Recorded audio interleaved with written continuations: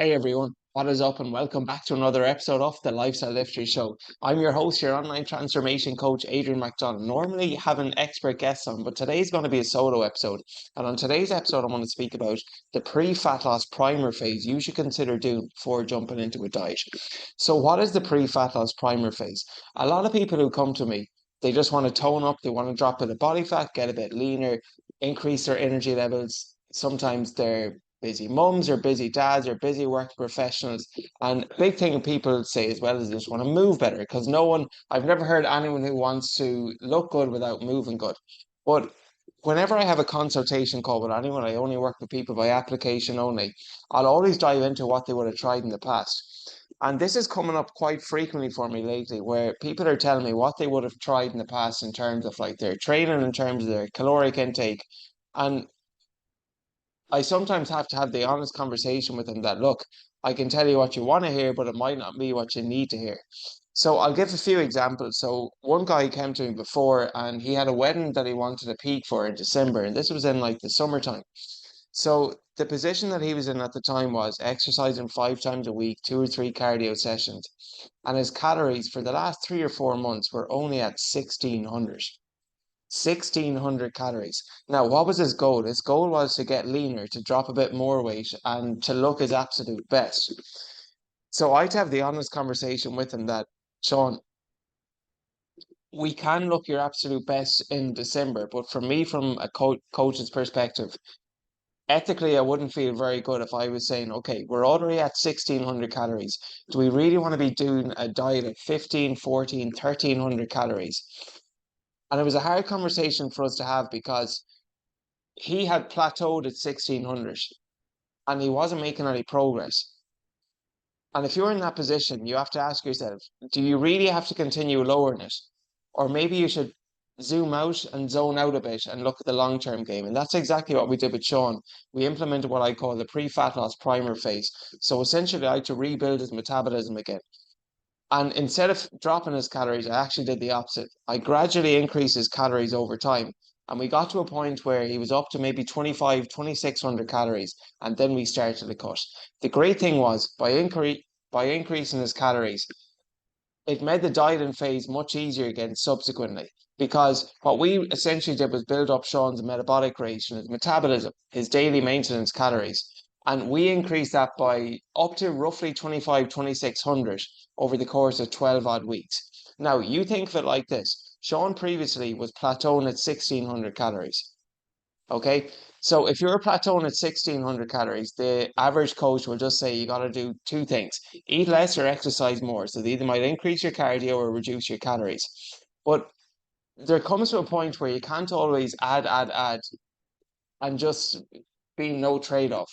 Sometimes you have to take a zoned out approach, which what we did with Sean was, and look at the long-term game. And the long-term game for Sean was, Sean, we can look your best for the holiday, but we got to first of all build up your metabolism again. So what we did was we increased his calories over time, got his metabolism to a healthy enough point, 25, 2600 calories. And then we only did a cut for maybe 8 weeks. That was all we needed because the ironic thing was he started getting leaner initially. He actually started losing weight for the first 6 to 8 weeks as his calories increased, just because he was expending more energy, he was able to exert more energy in his workouts, and generally he was feeling better. Now, think of it from this as a listener's perspective that if your maintenance calories are 1600, is it going to be easier for you or harder for you to do a diet compared to if your maintenance calories are 25, 2600? So with Sean, when we got his calories, maintenance calories back up to 25, 2600, when we were able to do a cut, we didn't need to go into those poverty calories again, which is what I call it. And it made the process much, much easier. I've another client, Brian, it was something similar. So Brian had came to me before, and again, the goal was very similar. Want to look his best, want to get shredded, want to get leaner. So I asked him on a consultation call what he would have been trying in the past. 5 sessions a week. He was an avid runner too, avid exerciser, 2 or 3 runs a week, 5, 10K. Like by no means a short run. That'll be 30 to 45 minutes running per week on top of 5 exercise sessions. And he just got to a point where he's plateauing. His strength had gone down. He felt a bit burned out, felt a bit tired, felt a bit weak. And he almost felt that he was looking worse the more that he exercised. So again, we had to have the same approach with Brian. 2100 calories, that's where you're at. I said, if you're already feeling like you're lagging in energy and you want to get leaner and you want to look better, again, I want to have a health-centered approach. I don't just care about the before and afters. I care about you as a client, as an individual. So with Brian, what we have to do is again the exact same thing with Sean. We slowly and sustainably increase his calories over time. And ironically, this is amazing with Brian. We got to a point where his calories went up to 3,500 with minimal weight and fat gain. So imagine going from 2,100 calories to 3,500 calories and seeing your strength levels increase, seeing your overall body composition increase, and not gaining a whole lot of fat. Now, you tell me, if I had done the same approach with Brian that I did with Sean, where, okay, Brian, so we're at 2,100 calories now, let's drop you down to 1,800, 1,700, 1,600. Where does that leave him at the end of the dieting phase? It leaves him, chronically fatigued, tired, feeling weak, and probably not wanting to go to the gym and lagging motivation. Whereas with my approach, with the health-centered approach, what I did was I built up his calories over time. So he went from 2,100 to 3,500. And now I know he wants to do a cut for the summertime, but it's going to be so much easier for him to cut when he's maintaining at 3,500 calories. Because if he just goes into a 3,000 calories, that's already a calorie deficit for him. If he wanted to do a cut of 2,500 calories, which is still a lot of food, it's not going to be near as difficult as someone who's doing it at 2,100 and you go straight down to 1,500. So I hope you understand that sometimes having a pre-fat loss priming phase and a health-centered approach might be the best thing for you. If you're someone who's been chronically dieting for a couple of weeks, maybe a couple of months, maybe even a couple of years on end, and you haven't really been making any progress, okay? The body gets to a point where you just need to try something different. And if you keep doing the same thing over and over again, where you just want to follow these crash diets, these unsustainable methods, or for some people, they almost love a challenge. They're like, yeah, I really want to drop my calories below. For a girl, it might be 11, 1,200. For a guy, it could be 1,500. Like, they love the challenge. And look, don't get me wrong, it is challenging enough as it is dropping body fat, but your goal should be in the fat loss phase to eat as much food as possible while losing body fat. And that's my health centered approach with this. And I'll share one other story with Becky, a client of mine. And she was a vegan, and I was nearly doubting her. I'm not going to lie, from a coach's perspective, because she was logging her calories as 1,100. Her weight was, I think it was 68 at the time, 68 kilos, and just complete plateau. Like, she was exercising, she loved the CrossFit, very, very active, didn't drink alcohol, wouldn't take takeaways, just a real healthy lifestyle. Yet her body composition wasn't improving at all, despite the fact that she was only having 1,100 calories. And I was nearly doubting, I'm like, is she not logging correctly? Because some people, through no fault of their own, just lack of education, they might think they're only having, we'll say, 15, 1,800 calories, but they're not tracking the oils, they're not tracking the spreads. They forget about tracking at the weekends when they go for a takeaway or go for a few drinks. This wasn't Becky at all. Like, she was genuinely tracking properly. And just to make sure, what I asked her to do was to send me on photos of her food, so a photo food diary. And everything was on point, like 11, 1,200 calories max. So again, with Becky, it was a very difficult conversation to have. And I know she was not open to it. She was very, very scared when I said, we need to increase your calories and get you eating more, even though you want to drop body fat. Now, with her, I didn't just go straight up from 1,100 to 1,800. I had to do it very, very slowly. I'm talking 50 to 100 calories a week. Starting out, I think it was maybe 50 calories. Her weight slightly dropped the first week. She got a bit of activation. Okay, Becky, let's push it up by increase your calories by 100 this week. Got a bit more activation. And once she started seeing firsthand the results that this got, she just bought into the process that bit more.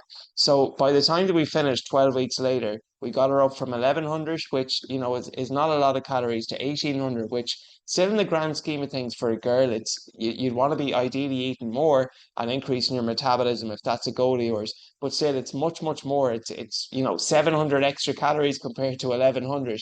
That's like, in her case, it was two extra meals because she was predominantly just eating some form of plant-based protein and vegetables. So we got her up to 1100, from 1100 to 1800 calories. And the funny thing was her weight went from 68 to 61 kilos in the matter of 12 weeks. Okay. So if you're in this, chronically dieting where you've been on low calories, poverty calories, as I like to call them, for too long, this health-centered and pre-fat loss priming phase approach might be the solution for you. This is actually the first phase of my body transformation program, and it's metabolic restoration, where it's just getting your metabolism back to a healthy point. And Sean, Brian, and Becky's stories there, hopefully that might resonate with some of you listening and just give you perspective that maybe this is the right approach and something that you need to do.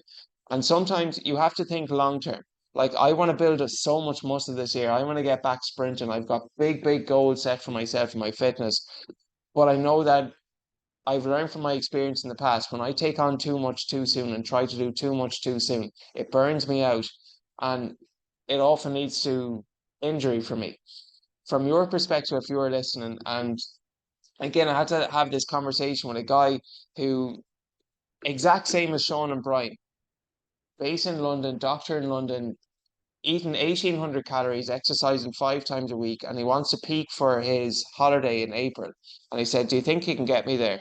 So I told him, I said, "Look, at the moment, we're in a lean gaining phase.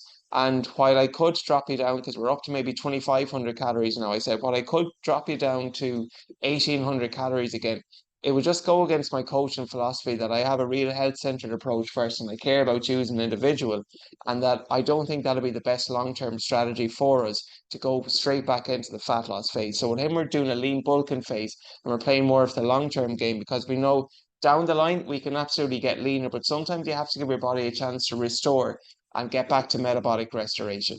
All right, so that's kind of the first type of client who comes and works with me. The second client, often people are overfed and undernourished. What do I mean by that? Where they're consuming too many calories, but they're just not consuming the right type or the right amount of calories. And I'll just share a classic example. I could name off hundreds and hundreds, but one guy would say, "Stephen, breakfast in the morning, something like porridge and honey." And you might say, okay, that's, pretty decent, porridge and honey. Lunchtime would be like a sandwich and maybe a protein bar. So something like a ham sandwich and a protein bar. Then he might have 2 or 3 pieces of fruit, a lot of slice of bread, some biscuits. And then for dinner, it might be like leftover dinner and then protein yogurt, cups of tea, more biscuits, and a lot of slice of toast. Now, if you were to dive into his food diary at a more specified level and actually look at what he's having, okay, porridge in the morning, it's a carbohydrate. Great, but there's no source of protein there. Sandwich, again, another form of carbohydrate, processed carbohydrate with the white bread. Ham is a, relatively processed, not a very lean meat, and a protein bar. Again, not a complete source of protein. He's having some fruit, which is fantastic, brilliant stuff. Protein yogurt, again, not a complete source of protein, but by all means, they are very, very convenient. 5 cups of tea, biscuits, low nutrient foods. And by the time he gets home, he's really only having one meal where there's a lean source of protein. It could be something like a steak or maybe some chicken or whatever it might be. But that's only one complete source of protein out of, what I would say is 2 meals and then 2 snacks. So again, with Stephen in his situation, he was someone who was overfed and undernourished. And what I did was, instead of just jumping him straight into a dieting phase, get him back more towards maintenance and focus on not just food quantity, but also food quality, where predominantly we're having what I call single ingredient foods following the 80-20 principle. 80% of our calories are coming from whole single ingredient unprocessed foods with 20% more flexibility. So what that looked like from an inside point of view was maybe adding a scoop of protein to the porridge. For lunch, a big, big thing that I'm a fan of for any workers on the go is cook a bit of extra dinner and then use yesterday's dinner for tomorrow's lunch. You're never going to throw out, if you're cooking like a stir fry or just your traditional dinner where there's some form of protein, some form of vegetable, and some form of carbohydrate, whether that's potatoes, whether that's rice, you can always get a lot of benefit of just cooking a bit more. Just cook one extra portion. Look, the worst thing is you'll have it for lunch the next day or you'll have some extra dinner. But I know very few people who ever got overweight from eating more chicken breast or more steak or more vegetables. It's often because where a lot of people fall down and go wrong is because they snack too much. And the reason they snack too much is because they're not eating big enough meals or they don't have access to something when they're hungry. So that's what we actually work with Stephen was that yesterday's dinner was tomorrow's lunch. And it was just a simple yet effective approach that it didn't really add any extra stress or time management point of view in the sense that the food was already being cooked. We just cook an extra portion. So if that's you where you're overfed and undernourished, it's likely because you don't have a plan in place of what you're going to eat.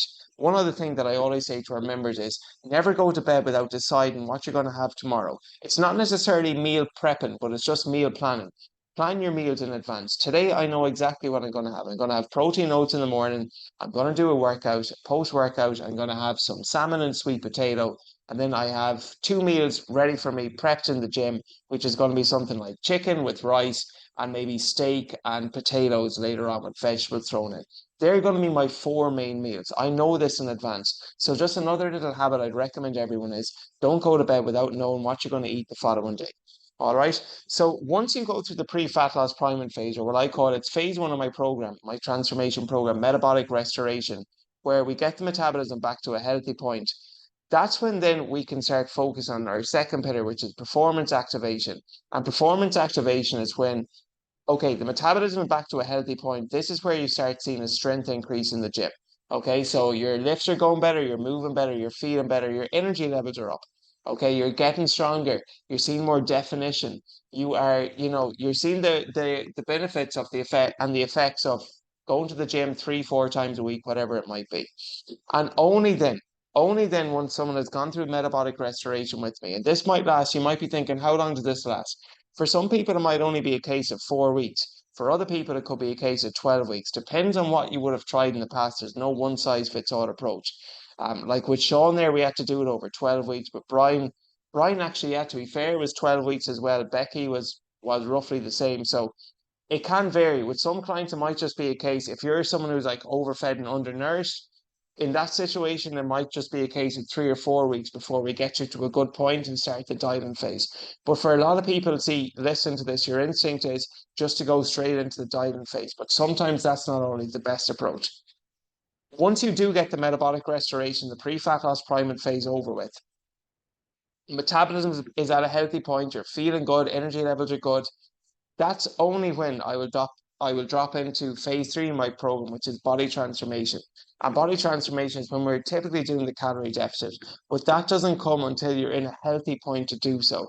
And with the calorie deficit, so I have a different approach for different clients. Some clients who work with me, they have reached a point in nutritional mastery where they they can just go off calories and macros. So what I might just give them is a calorie and a protein target. If you get, let's just say, 2,300 calories, 180 grams of protein, and keep it 80-20, we're going to get there.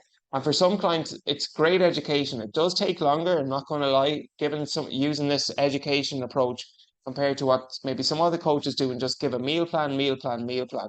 But in the long term, it always works out better because they've that knowledge, they've that education, they've the skills to bring with them going forward. With other clients, though, they do just want to be told what to eat.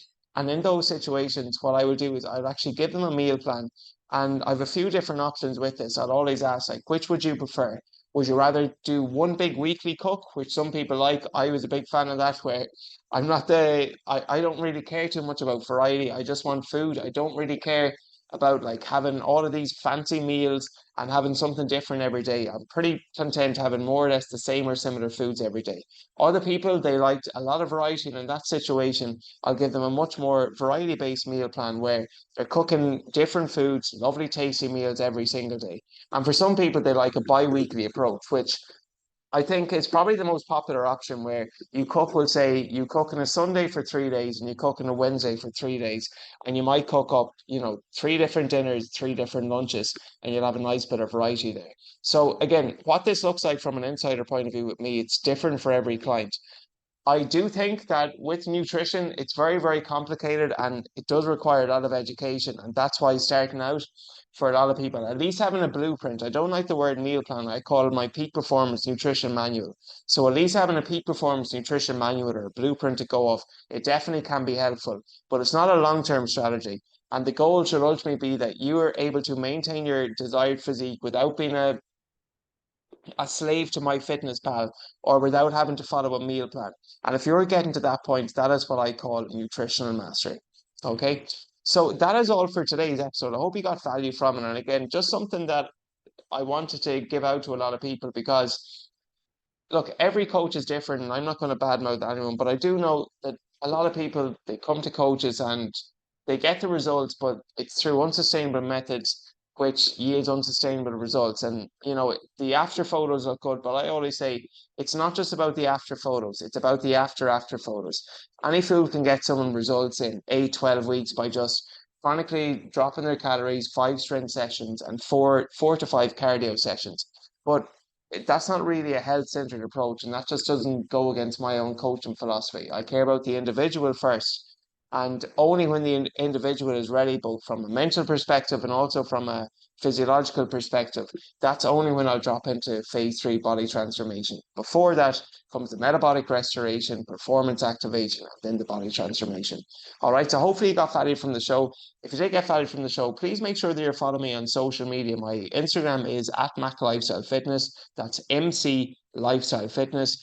My website is www.maclifestylefitness.com. And if you're not already subscribing to the Lifestyle Lifter Show, whether you're listening on Spotify or Apple, I would really appreciate if you subscribe. As well, for anyone who has listened this far, there's a little freebie here in the show notes. So if you want access to my 2200 calorie meal plan that helped me lose and basically peak for my bodybuilding show, build my leanest ever physique, which, at 2200 calories, that was my average amount of calories over the 15-week period. It's still a decent amount of food. All right. A lot of people when they're doing, we'll say, photo shoots or when they're doing bodybuilding, they gotta go down to poverty calories. Like one guy I know, 1100 calories. It was basically chicken and vegetables, 3 meals a day. He could barely get up out of bed.